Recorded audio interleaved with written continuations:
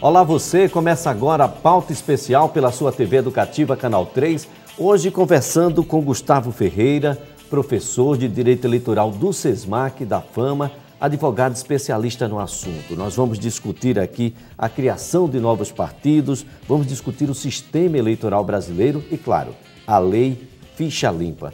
Professor, muito obrigado por comparecer e participar aqui do nosso programa. Eu que agradeço a você, Elias, e a todos que estão nos assistindo aqui na TV Educativa. Pois é, professor, nós temos aí o PSD, temos também os ecologistas que querem um partido mais apropriado à sua proposta. Nós temos também agentes penitenciários querendo criar um partido. Mas o que é necessário para a criação do partido? Bom, Elias, vou pedir licença porque o processo é complicado. A Constituição, no seu artigo 17, no caput, prevê que é livre a criação de partidos políticos. Só que ela estabelece limites que nós chamamos quantitativos e limites qualitativos. Em língua de gente, o que são esses limites quantitativos? É a quantidade de assinaturas que eu tenho que ter de eleitores regulares para o partido começar a existir. Esse volume de assinaturas deve corresponder a 0,5% do total de votos para deputado federal na última eleição. Ficar mais claro, se na última eleição eu tive 100 milhões de votos para deputado federal, eu tenho que ter o equivalente a 0,5% isso, o que daria 500 mil votos, ou seja, eu tenho que ter 500 mil assinaturas de eleitores dizendo que concordam com a existência de determinado partido. Mas não é só isso, tem mais. Eu tenho que ter esse percentual distribuído, essas assinaturas, distribuídas em no mínimo 1/3 das unidades da federação.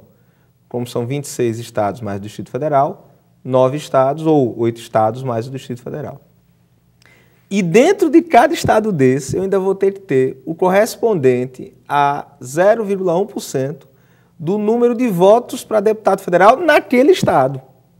Dá um exemplo claro, Alagoas, 1 milhão de votos, eu tenho que ter o equivalente em assinaturas a 0,1%, ou seja, 1.000 assinaturas no estado de Alagoas. Nós teremos também implicações de âmbito municipal, já que as eleições do ano que vem são eleições municipais? Em especial, porque, bom, fiz todo esse percurso, perdão, esqueci de dizer uma coisa, tem que ainda certificar nos cartórios eleitorais que aquele eleitor com aquele número de título é eleitor válido e regular, que a assinatura dele bate com o que tem no sistema, é um trabalhão. Ou seja, se essa assinatura não bater com o sistema, mesmo após a concessão por parte do Tribunal Superior Eleitoral para a atuação nas eleições, ele pode ser questionado. Na verdade, para o TSE poder conceder, ele vai verificar isso.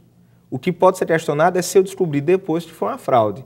Por exemplo, era um eleitor que não estava mais no estado, estava no exterior, um eleitor que morreu e que alguém fez a assinatura por ele. Se isso for constatado depois do processo, pode até ser cancelada o funcionamento daquele partido. O senhor ia falar sobre as questões da municipalidade. Muito, muito importante. Eu tenho que ter o partido registrado perante a Justiça Eleitoral para concorrer em 2012 até 6 de outubro agora de 2011.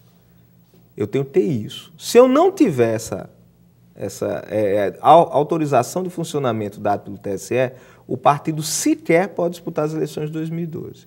Mais longe ainda, depois de autorizado, o partido tem que imediatamente criar os diretórios municipal, os diretórios estaduais e os diretórios municipais, também antes dessa data, para que você tenha legitimidade completa para poder disputar as eleições de 2012. Então, quer dizer, quem possui hoje cargo eletivo ou pretende se candidatar a um cargo eletivo no ano de 2012, digamos que seria, de certa forma, temeroso, no caso do PSD, uma associação a ele. Eu acredito não só o PSD, mas o PEN, você deveria ter um certo zelo. Você vai até correr um risco de deixar para a última hora, porque o TSE entendeu que, deferida a criação do partido, vai se abrir uma janela informal. Isso não foi aplicado juridicamente ainda. Isso é um posicionamento inicial do TSE. Vai se abrir uma janela para que o sujeito possa migrar para o novo partido. O problema é que, para poder disputar as eleições de 2012, a gente tem essa data limite de 6 de outubro. 6 de outubro. 6 de outubro. Mais do que isso. Eu posso criar o partido depois disso? Posso. Eu posso criar partido a qualquer tempo. Eu posso ter o PSD deferido em 1º de janeiro, 7 de janeiro de 2012? Posso sim, não tem problema nenhum. Para a criação do partido. E com isso eu vou poder disputar a eleição? Não. A eleição de 2012, não, a data limite seria 6 de outubro. 6 de outubro, para poder disputar a eleição de 2012. Se a finalidade é tão somente criar um partido, tudo como a ex-candidata a presidente da República, Marina Silva, cogitou, de fazer um outro partido ecológico ainda, e ela mesma disse que está pensando em fazer isso para 2013, para poder disputar eleições de 2014, fazer isso com calma, com tranquilidade. Por quê? Ela viu que não teria tempo hábil de formar esse novo partido ainda para disputar as eleições de 2012. Pois é, e no caso dessas pessoas que já têm cargo eletivo, ou seja, já têm um partido, mas já se comunica com a comunidade, com a sociedade, como participante do PSD, pode ser questionado em termos de fidelidade partidária? Pode. Naturalmente, se o PSD tivesse seu registro deferido e ele migrar para lá, ele tem um argumento muito bom que ele participou da criação de um novo partido. Então, ele entraria nessa possibilidade que a legislação eleitoral tem de você mudar de partido sem perder o mandato eletivo. Mas o PSD já existiu. Com o PSD sendo criado agora. Se o PSD for existente, quer dizer, for criado, for deferido. Acaso o PSD não venha a ser criado, é um problema sim, porque, e até você tem um agravante, muitas pessoas estão anunciando a entrada do PSD sem efetivamente se desligar dos partidos anteriores. Agora, professor Gustavo, seria correto afirmar que o Brasil tem muitos partidos? Olha, eu vou de encontro à opinião majoritária. Eu acho que não. Tem muitos partidos.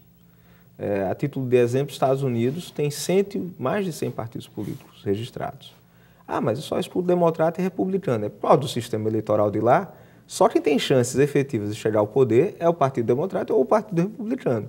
Mas você tem uma quantidade enorme, da extrema esquerda à extrema direita, há um mundo de partidos que se organizam, que funcionam, que lançam candidatos, eventualmente ganham eleições menores, mas não conseguem, de fato, ter candidaturas competitivas para presidente.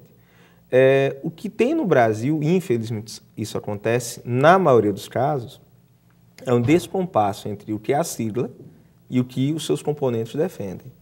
Mas, e aí é uma opinião até de ordem pessoal, mas nós temos partidos sim, além das siglas. Nós temos as bancadas. No Congresso Nacional, nós temos a bancada católica, a bancada evangélica, a bancada sindical, a bancada ruralista. Essas bancadas, elas funcionam efetivamente como partidos. Agora, funcionam independentemente das siglas. Esse é um descompasso. A sigla no Brasil, infelizmente, reitero, na maioria dos casos, se tornou apenas um mecanismo para disputar a eleição. Ou seja, mas no caso americano, o fato de você estar no partido não significa que você tenha representação efetiva no Congresso. Exato. Mas é por causa do sistema que é adotado lá, que é o sistema para a eleição dos parlamentares lá é majoritário. Em língua de gente, ganha quem tem mais votos. Você divide, dá um exemplo prático, Maceió, 31 vereadores. Hoje, pelo nosso sistema, um candidato a vereador ele tem que fazer campanha em toda Maceió e ele vai pedir voto não somente para ele, mas para os colegas de partido. Se nós adotássemos o sistema dos Estados Unidos, nós dividiríamos Maceió em 31 distritos e cada distrito ia eleger um vereador. Então, eu fosse candidato a vereador na Levada, por exemplo, eu só faria campanha lá na Levada. E não ia fazer campanha nos bairros vizinhos, não ia ter que fazer campanha no tabuleiro, não, só naquela área. E seria votado pelos eleitores dali. O que acontece nesse sistema? Fica muito mais difícil que partidos pequenos, partidos que não conseguem ter uma grande representação, acabem elegendo um representante. Isso acaba naturalmente fortalecendo os partidos maiores e chega a um ponto em que é uma divisão, porque fica muito difícil 3 partidos terem uma estrutura forte e suficiente e lançar candidatos viáveis em todo o país. Ou seja, há uma relação direta com o aumento desse número de vereadores e representatividade, por exemplo? Segundo o STF, sim. Eu sei que a maioria dos maceioenses, né, e alagoanos, porque muitas câmaras no interior também vão aumentar, a Palmeira dos Índios também vai ter aumento, por exemplo, além de Maceió, não gostaram dessa ideia da ampliação, mas há sim efetiva vinculação. Explico. O STF, antigamente, o texto constitucional anterior, ele fixava um limite máximo e mínimo e deixava para que as câmaras estipulassem, dentro desse máximo e mínimo, qual deveria ser o seu tamanho. Isso, em 2004, encerrou porque havia sérias distorções. o STF julgou um processo e fixou limites, tantos habitantes, tantos vereadores, tantos habitantes, tantos vereadores. A emenda 58, que foi aprovada somente em 2008, ela veio, na verdade, regular isso. Apesar da sua redação ter falhas, e tem falhas, ela veio cumprir essa determinação do STF. Olha, até tantos habitantes, número 9 de vereadores, até 15 mil, 9.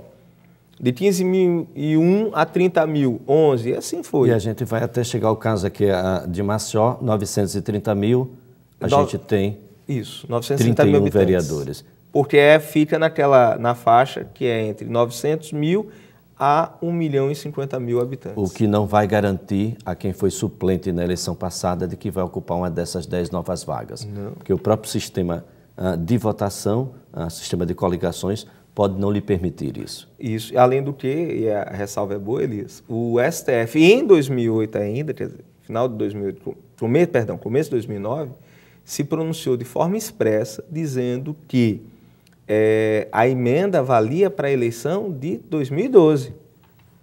Então, os atuais suplentes não compram interno, não, achando que vão tomar posse. Vão continuar suplentes. Continuam suplentes. Terão que trabalhar muito para conseguir para serem mais eleitos votos em 2012. E se for no mesmo sistema, e o sistema é o mesmo, o sistema de coligações, provavelmente terá as mesmas dificuldades que teve na eleição anterior, mesmo com mais vagas. Até porque, quando se amplia, mas o quociente vai reduzir. Sim, mas a disputa vai aumentar também. Pois é, que situação, né?